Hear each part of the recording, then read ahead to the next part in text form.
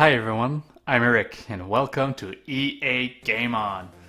Before I start, I just want to tell you guys, if you like this video, don't forget to give it a like, share this video, subscribe to my channel. You can follow me on Facebook, Instagram and Twitter at EA GameOn. Super easy.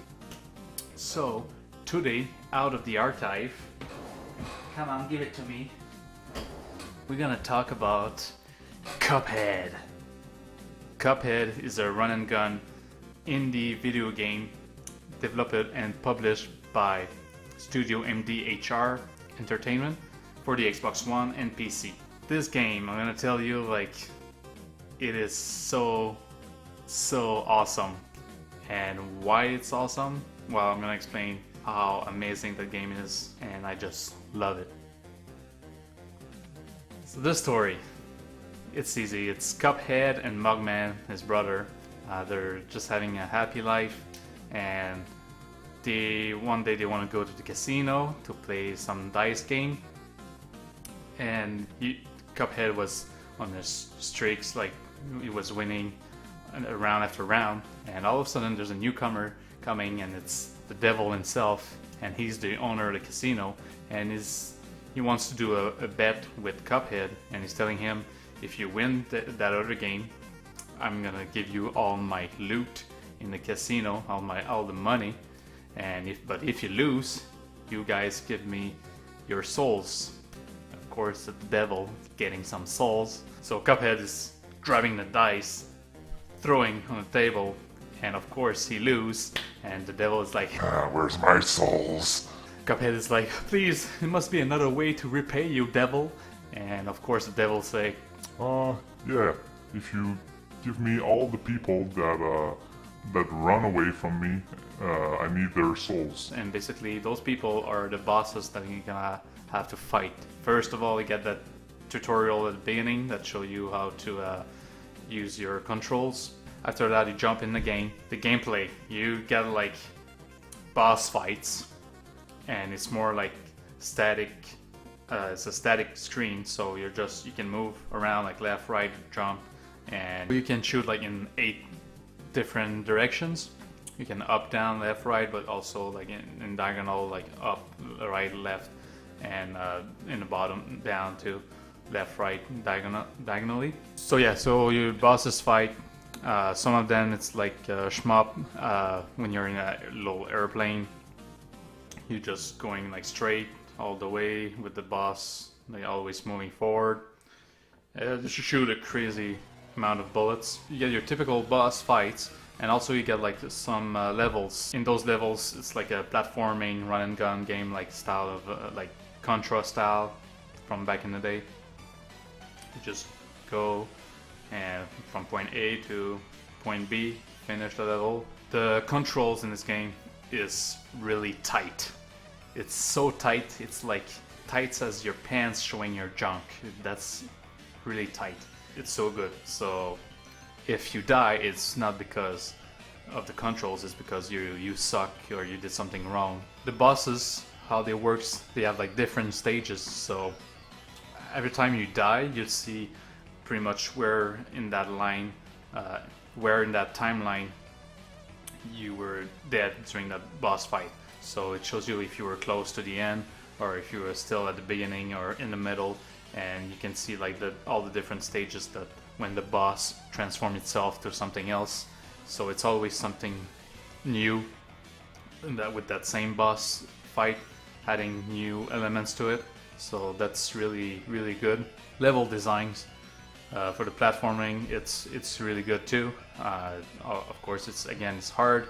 You got the same thing, your timeline, and you can see where you died, and that's why you need to be like patient with this game, and you always want to go further in that level to complete it, and you always learn by your mistake, and that's why it makes this game so great, because it reminds me of those old like NES games or Super NES, whatever, that didn't have a lot of checkpoints.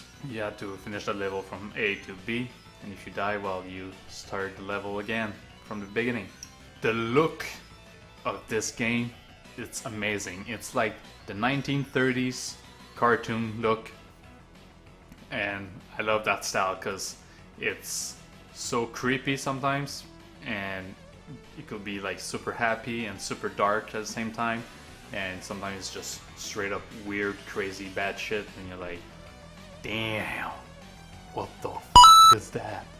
There's some RPG elements. You go in a shop, and in that shop you can buy some upgrades. Also, you can unlock some different upgrades for your character. So with those upgrades you can change your projectiles. You can have a long range or a shorter range but more powerful. You have also a special attack. In the bottom of the screen you get like your health, and your health is like really little, but it shows like HP 3 or whatever number, and that's how many lives that you have for your character. And right beside of this of your health, it's little cards, and when you shoot projectiles to enemies, those cards will like fill up and will show up on your bottom of the screen. And if you have a full set of cards, you can have a special ability to use. You can choose different type of abilities in that game, but you have to unlock them first. And you can also parry attacks. If you see anything with the color pink, you can parry by jumping and pressing again the same button to jump to destroy that object or enemy, whatever it is, but just on the pink objects or enemies.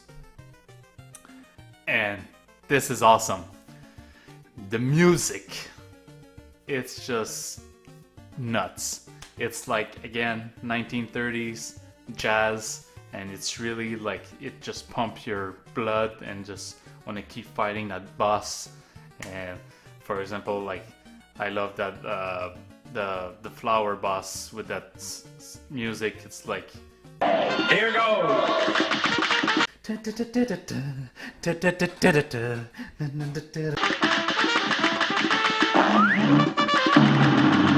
Love it. Love the different bosses, all the animation. It's just amazing. They really nailed that game. And now my pros and cons. So cons, the parry sometimes it doesn't work all the time. Like, I'm doing it, I'm pressing the button, and sometimes it does like really good job. Sometimes like it's missing it, like it's not on point. Like, that's something that they should work maybe a little bit more on the parry, because later in that game you will use it, the parry, a lot. Another thing, I had some glitches. I was fighting against a boss, and the boss just decided to took off the screen and just left me alone, and I was just sitting there and what the f. So I just had to restart the game. I had some little glitches, but of course it's normal. I don't expect to be like perfect, 100% perfect. It's an indie game. The price is pretty cheap, like 26 bucks. Pros. Well, the pros, it's a hard game, but that's what it makes it good. Nowadays people sometimes just want to have like easy games that you can like go through in one shot. But me, I like to have a little bit of challenge in some games sometimes, and this one delivered like perfectly. It's like me when I watch a movie. I want to start the movie and watch it all the way through until the end. I don't want to fast forward to the end like and miss a good chunk of that movie because the beginning was hard, it was boring or whatever. I want to watch it all the way through. But that's my opinion, and I'm just like that with video games. I want to go through the whole game from the beginning till the end. And the music, so good. Like, I love it. I will listen to that music in my car or anywhere. It's just amazing. And visually, it's so amazing. The visual of the cartoon of the 1930s, like, I really love it.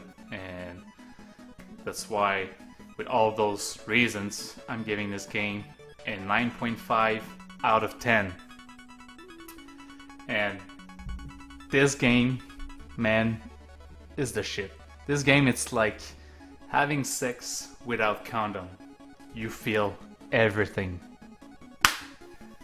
And with that, keep playing hard.